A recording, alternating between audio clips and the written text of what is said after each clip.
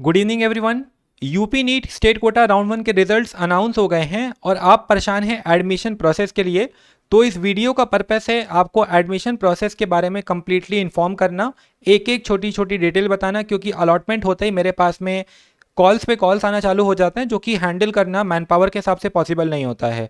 So please इस video को, even हमारे जॉइंट कैंडिडेट्स आपसे रिक्वेस्ट है कि वीडियो के माध्यम से बारीकियों को समझने की कोशिश करिए, क्योंकि इस समय इंडिविजुअल हर किसी को आधा घंटा देना पॉसिबल नहीं है डॉक्यूमेंटेशन समझाने के लिए, बिकॉज स्टेट कोटा की काउंसलिंग के लिए रिपोर्टिंग टाइम जो है वो कम है।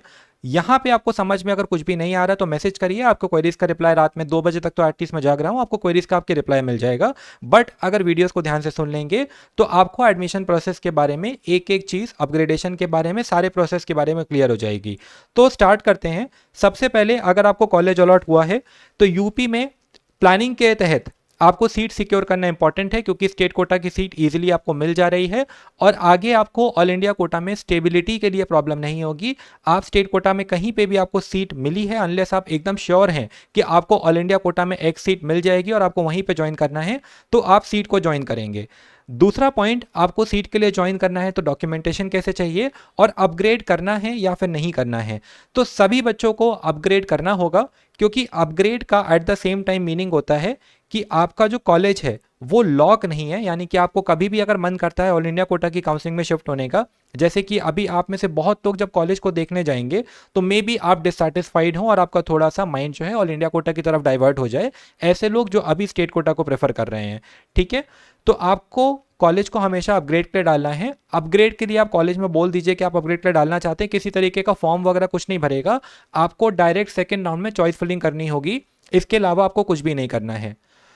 अगर आप फ्री एग्जिट कर रहे हैं तो उसके लिए भी आपको एक भी स्टेप करने की जरूरत नहीं है। आई रिपीट, फ्री एग्जिट के लिए भी आपको एक भी स्टेप करने की जरूरत नहीं है। अपग्रेडेशन का कॉलेज में किसी तरीके का फॉर्म नहीं मिलेगा, वो आपके डॉक्यूमेंट के पीछे पेन से लिख देंगे कि ये बच्चा अपग्रेडेशन में जाना चाहता है, और आप सेकंड राउंड की चॉइस फिलिंग करके अपग्रेडेशन के लिए, अगर आपको कोई कॉलेज उस समय पे मिलता है तो आप फिर अपग्रेड करके कॉलेज चेंज कर सकते हैं। अगर आप यहाँ पे एडमिशन ले रहे हैं तो आप ऑल इंडिया कोटा की राउंड 2 की काउंसलिंग के लिए अभी भी एलिजिबल हैं, और ऑल इंडिया कोटा के राउंड 3 की काउंसलिंग के लिए भी डायरेक्ट एलिजिबल रहेंगे, चाहे आप राउंड 2 में पार्टिसिपेट करें या ना पार्टिसिपेट करें। अब आते हैं एडमिशन प्रोसेस के ऊपर और डॉक्यूमेंट्स को लेके। तो सबसे पहला क्वेश्चन मार्क जो आता है वो फीस को लेके आता है कि सर डीडी किस नाम पे बनवाएं।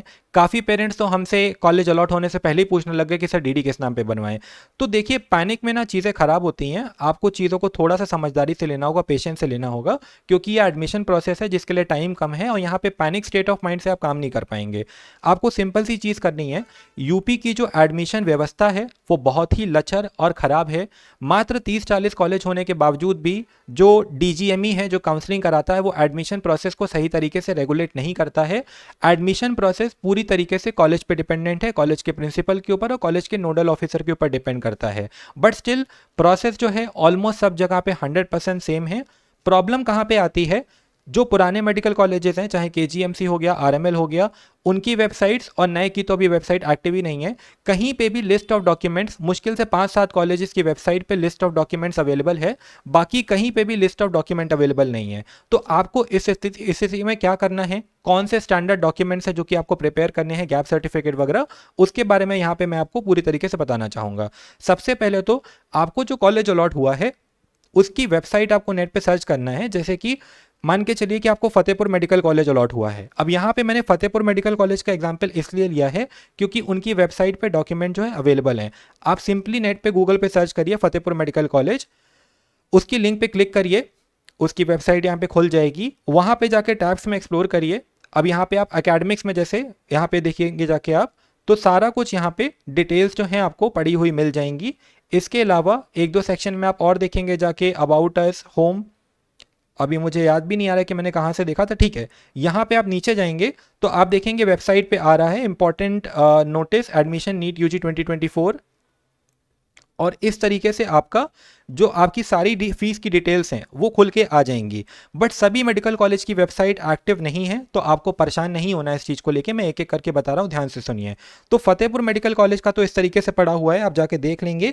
यहाँ पे आपको इस तरीके से डीडी वगैरह सारी चीज़ों की डिटेल्स आप देख सकते हैं मेरे पीछे कि मिल जाएंगी। जिसको फतेहपुर अलॉट हुआ है वो फतेहपुर की वेबसाइट को सर्च करके इस चीज़ को देख लेगा।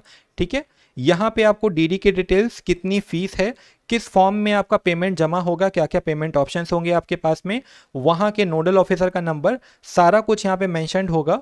ठीक है, आप यहाँ पे सारी डिटेल्स देख सकते हैं। तो अभी मैं आपको बेसिक डॉक्यूमेंट्स बता देता हूँ दो कॉलेजेस के।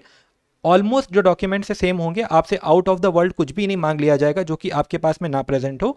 बेसिक डॉक्यूमेंट लिस्ट ही आपको लेके जानी होगी, क्योंकि आधे से ज़्यादा कॉलेज ऐसे हैं जिसके नोडल ऑफिसर वगैरह से आपका कोई कॉन्टैक्ट नहीं हो पाएगा और आप परेशान होते रहेंगे। तो प्लीज़ बात को ध्यान से समझने की कोशिश पड़िएगा। ठीक है, देखिए, आवंटन पत्र की कॉपी, यानी कि आपका जो यूपी नीट की वेबसाइट पे आप लॉगिन करेंगे, आपका जो अलॉटमेंट लेटर जनरेट हो रहा है वो, आपका नीट यूजी का प्रवेश पत्र एवं स्कोर कार्ड, यानी कि आपका जो नीट यूजी के कंफर्मेशन पेज होगा, जो आपने अप्लाई किया होगा नीट के लिए, एनटीए के एप्लीकेशन के लिए, तो आपका कंफर्मेशन पेज और आपका नीट का स्कोर कार्ड और आपका एडमिट कार्ड अगर आपके पास में है, आपकी हाई स्कूल और इंटर की मार्कशीट, 11वीं की भी मार्कशीट अपने साथ में रख लीजिएगा, और पासिंग सर्टिफिकेट, अगर पासिंग सर्टिफिकेट मिला है तो ठीक है, नहीं मिला है मार्कशीट में अटैच्ड है तो भी ठीक है। सामान्य निवास प्रमाण पत्र उत्तर प्रदेश शासन द्वारा निर्धारित प्रारूप पे, तो प्रारूप के लिए आप परेशान मत होइए, जो तहसील से बाय डिफॉल्ट आपको प्रारूप मिला है, सबको वही प्रारूप मिलता है, क्योंकि डोमिसाइल आपके द्वारा दिए गए प्रारूप पे नहीं बनेगा, जो गवर्नमेंट देती है उसी प्रारूप पे मिलता है। तो आपको डोमिसाइल सर्टिफिकेट या फिर सामान्य निवास प्रमाण पत्र रखना है। आरक्षण सम्मति प्रमाण पत्र, यानी कि अगर आप किसी भी कैटेगरी में आते हैं, ओबीसी, ईडब्ल्यूएस, एससी, एसटी का आपको रखना है, जनरल के किसी तरीके का कास्ट सर्टिफिकेट नहीं होता है। पहचान पत्र की छायाप्रति, Aadhaar card, driving licence, PAN card और पासपोर्ट, तो इन चारों में से कोई भी आपको दो अगर आपके पास में है तो आप दो ले जाइए। प्रवेश के समय अभ्यर्थी का समस्त अभिलेख मूल रूप एवं स्वप्रमाणित छायाप्रतियों के साथ जमा करना अनिवार्य होगा। तो आपके ओरिजिनल डॉक्यूमेंट्स जो हैं वो सबमिट हो जाएंगे और आपके डॉक्यूमेंट्स आपको अटेस्ट करने होंगे, सेल्फ अटेस्ट करने होंगे, यानी कि आपके फोटो कॉपीज पे आपको साइन मारने होंगे। ओरिजिनल डॉक्यूमेंट पे साइन करके मत बैठ जाइएगा। तो यहाँ पे सिंपल सा हुआ। अब आपको मैं एक बार केजीएमसी का डॉक्यूमेंटेशन दिखा देता हूँ कि क्या डॉक्यूमेंटेशन है आपका। इसके अलावा आपकी स्कूल की जो टीसी है, माइग्रेशन है, वो चाहिए होगा वहाँ पे। ओरिजिनल आपका एडमिट कार्ड, ओरिजिनल आपका अलॉटमेंट लेटर, दो अटेस्टेड कॉपी। तो आप सारे डॉक्यूमेंट की सिंपली क्या करिए कि जितने भी आपके डॉक्यूमेंट हैं सबका 5-5 फोटो स्टेट बनवा के लेके जाइए, क्योंकि जो रिमोट एरिया के कॉलेजेस हैं, जैसे नया कानपुर देहात वगैरह खुल रहा है, हो सकता है कि उसके आसपास आपको कोई सुविधा ना मिले कुछ भी करवाने के लिए। तो आप सारे डॉक्यूमेंट का 5 से 6 फोटो कॉपी मैक्सिमम बनवा लीजिए, उतने में आपका काम हो जाएगा। और 12 से 15 या 20 का फोटो स्टेट का, सॉरी, अपनी जो पासपोर्ट साइज फोटोग्राफ होती है उसको आप बनवा लीजिए। देन आपकी मार्कशीट, ठीक है, आपका टीसी और माइग्रेशन सर्टिफिकेट स्कूल का या फिर बीएससी का जो भी आपके पास में हो। कैरेक्टर सर्टिफिकेट आपको चाहिए होगा। कास्ट सर्टिफिकेट ओरिजिनल अगर आपके पास में, अगर आपका कोई भी रिजर्वेशन अप्लाई हो रहा है। ईडब्ल्यूएस सर्टिफिकेट अगर आपका ईडब्ल्यूएस अप्लाई हो रहा है। सब कैटेगरी सर्टिफिकेट, जो एक्स सर्विसमैन वगैरह का रिजर्वेशन है, एनसीसी का रिजर्वेशन है, अगर आपने अप्लाई किया है तो वो सर्टिफिकेट आपका चाहिए होगा। Passport size photograph, copy of basic health insurance during admission and renewed insurance copy every year thereafter till course completion. तो ये आपका जहाँ पे लिखा होगा वो कॉलेज में ही आपका डॉक्यूमेंटेशन हो जाएगा इसका, इसके लिए आपको परेशान नहीं होना अगर आपका हेल्थ इंश्योरेंस नहीं है तो। Self address 2 envelopes affix with 45 rupees stamp. तो किसी किसी कॉलेज में, जैसे लास्ट ईयर केजीएमसी के बच्चे इस चीज़ को लेकर परेशान हुए थे। अब यही सारी चीज़ें हैं जो कि थोड़ा सा रैंडम है, तो वहाँ पे एनवेलप मांग लिए गए थे 45 रुपीज टाइम के साथ में। डोमिसाइल सर्टिफिकेट और एफिडेविट हैं, यानी कि सबसे इंपॉर्टेंट पार्ट आपका यही है। आपके जो एफिडेविट हैं, आपके जो बॉन्ड हैं, वो आपको कहाँ से मिलेंगे? तो जब आप कॉलेज में जाते हैं तो काफ़ी सारा पेपर वर्क होता है, काफ़ी सारा डॉक्यूमेंटेशन होता है, जो कि आपको किसी कॉलेज की वेबसाइट पे अभी अवेलेबल नहीं होगा। तो इस केस में वर्स्ट केस ये है कि आपको पता नहीं चल पाएगा कि आपको क्या डॉक्यूमेंट प्रिपेयर करना है। एक ट्राई आप छोटा सा कर सकते हैं। वो किस तरीके से करेंगे? या तो अपनी कॉलेज की वेबसाइट को सर्च करके करेंगे, जो कि मैक्सिमम जगह पे आपको नहीं मिलेगा, या फिर आप क्या करेंगे कि एमसीसी की वेबसाइट पे जाएंगे, पार्टिसिपेटिंग इंस्टीट्यूट में जाएंगे, अपने कॉलेज का नाम यहाँ पे सर्च करेंगे। जैसे सपोज करिए कि आपको कुशीनगर अलॉट हुआ है, ठीक है, आपने कुशीनगर सर्च किया, यहाँ पे एमबीबीएस सर्च किया और यहाँ पे आपने प्रोफाइल सेक्शन सर्च किया। यहाँ पे आपको आपके नोडल ऑफिसर का नंबर मिल जाएगा नीचे में जाके। आप देख सकते हैं कि यहाँ पे आपके नोडल ऑफिसर का नंबर प्रेजेंट है, तो यहाँ पे आपको आपके नोडल ऑफिसर का नंबर मिल जाएगा।